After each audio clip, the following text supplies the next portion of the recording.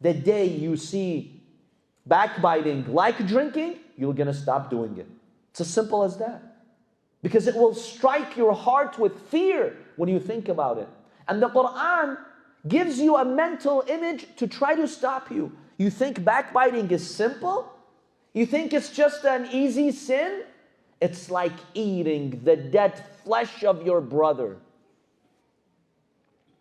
Imagine if at iftar and you're fasting, and I'm deliberately giving this very gruesome example because the Quran gives us this example. I'm here with the Quran. Imagine at iftar time, they bring you the flesh of your dead brother. They tell you, "Yalla, eat it. This is your iftar today." How would you feel? The Quran says backbiting is like that.